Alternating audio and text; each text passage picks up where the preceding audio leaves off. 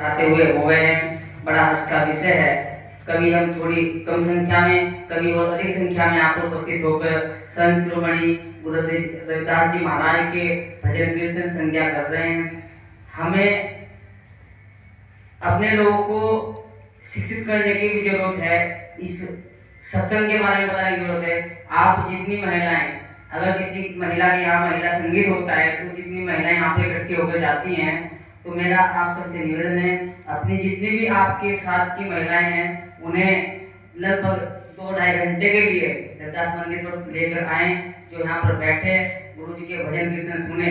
हमारी संख्या ये अधिक बढ़नी चाहिए। जब हम किसी राजनेता के चुनावी रैली के अंदर या किसी प्रधान की चुनावी मीटिंग के अंदर हम भारी संख्या में जा सकते हैं, तो अपने संत शिरोमणि गुरुदास जी महाराज के भव्य और दिव्य सत्संग को और भव्य बनाने के लिए हम सभी को एक चिंतन करने की जरूरत है। और चिंतन के साथ जितनी महिलाएं हैं, अगली बार वो अपने साथ अपनी जो सखी हैं, सहेलियां हैं, मोहल्ले पड़ोस की, उन्हें और बढ़ाकर यहाँ पर लाने का काम करें, जिससे ये पंडाल पूरा भरना चाहिए और अगला सत्संग इससे भी भव्य दिव्य होना चाहिए। मेरा आप सबसे निवेदन है, आप महिला शक्ति इसको और अधिक स्तर से कर सकती हैं। और मैं आज आपको ये बात करना चाहता हूँ कि हमारा समाज, अगर हम अपने बच्चों को अच्छी शिक्षा देंगे तो जब भी हमारे बच्चे इस जो जो नशा मुक्ति सरकार कानून चला रही है कि नशा मुक्त भारत होना चाहिए, नशा मुक्त उत्तराखंड होना चाहिए, तो नशा मुक्त उत्तराखंड या भारत जब भी हो सकता है, समाज नशा मुक्त जब भी हो सकता है जब हमारे बच्चे शिक्षित होंगे। जो पीढ़ी वर्तमान में है हम उसको नहीं सुधार सकते, लेकिन हमारी आने वाली जो पीढ़ी है हम उनको शिक्षित कर कर सुधार सकते हैं। और उसका शिक्षा ही एक ऐसा मार्ग है जो हम बच्चों को शिक्षित करेंगे, उनमें अच्छाई और बुराई की समझ होगी तो वो नशे की ओर नहीं जाएंगे। मेरा आप सभी से निवेदन है कि आप हमारे रविदास मंदिर पर बहुत समय से लगभग 2017-18 से हमारे रविदास मंदिर पर 16-17-18 से लगभग जो एक कारवा हमारे गांव के कुछ लड़कों ने, उसमें हमारे भाई रोहित कुमार जी भी थे, उन्होंने प्रथम ये हमारे खंडर में शुरू किया।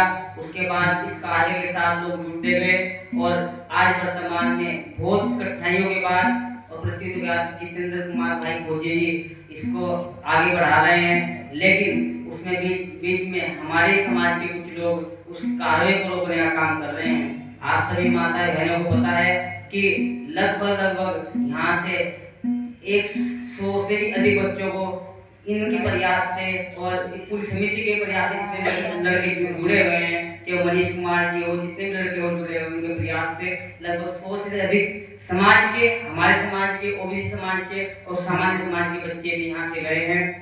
और वो आज हाई स्कूल, इंटरमीडिएट, जवाहर विद्यालय, राजीव नवोदय विद्यालय से कर अलग अलग क्षेत्रों में ये अपने कार्य में लगे हुए हैं, अपनी कोशिश में लगे हुए हैं। समाज को एक मार्ग अगर शिक्षित कर दिया जाए तो समाज अपनी जो सारी स्वतंत्रताएं हैं, जितनी भी हमारी स्वतंत्रता मौलिक अधिकार हमें बाबा साहब ने दिए, परम पूज्य बाबा साहब ने संविधान दिया, उन अधिकारों को हम अगर मजबूती के साथ अपना सकते हैं, हमें वो जब मिलेंगे अगर हमारे बच्चे शिक्षित होंगे। तो हमारे कुछ लोग टांग खींचने के काम करते हैं।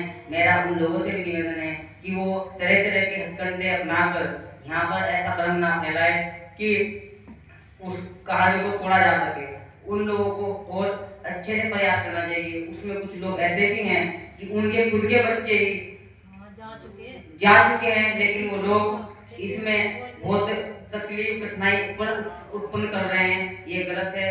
मैं आज इस रविदास मंदिर से संत शिरोमणि गुरुदास जी महाराज के पंडाल के अंदर खड़ा होकर ये बात कहता हूँ कि ये मंदिर सभी हर एक व्यक्ति का है, जो मेरा समाज का व्यक्ति है नहीं है। ये मंदिर दरबार रविदास जी का सबके लिए खुला है और इसमें किसी प्रकार का तेरा और मेरा कोई ऐसा मतभेद नहीं होना चाहिए।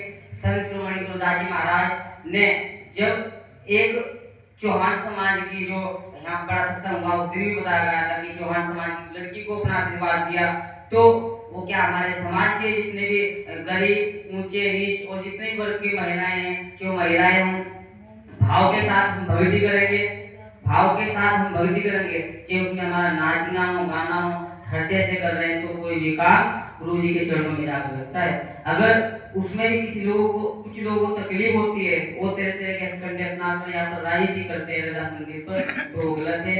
हम सभी माताओं से मेरा निवेदन है इसमें आप अपना सहयोग दें और जो बच्चे यहाँ पर इन बच्चों को पढ़ा रहे हैं उनका उत्साहवर्धन अपने भी आप एक कार्यक्रम करें महिला शक्ति अपनी ओर से, और जितने भी ये लड़के हैं इन्हें बुलाकर आप मातृ शक्ति उनका सम्मान करें और उनका उत्साहवर्धन करने का काम करें। इसी के साथ हम अपना ये कार्यक्रम आगे भी बहुत अच्छे से बढ़ाएं।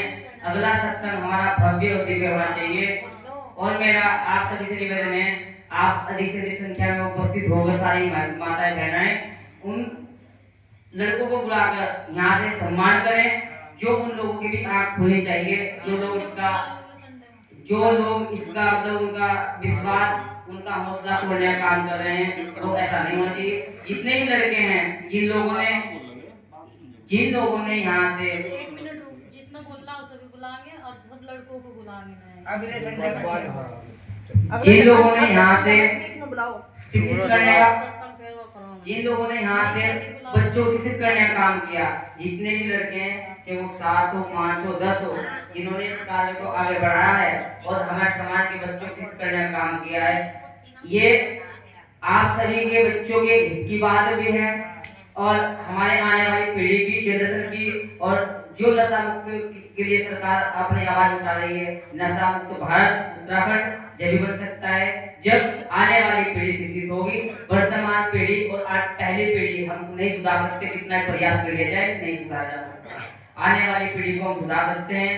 तो मेरा इसी के साथ मैं अपनी बात को विराम देता हूँ। सतनाम सत्साई सतगुरु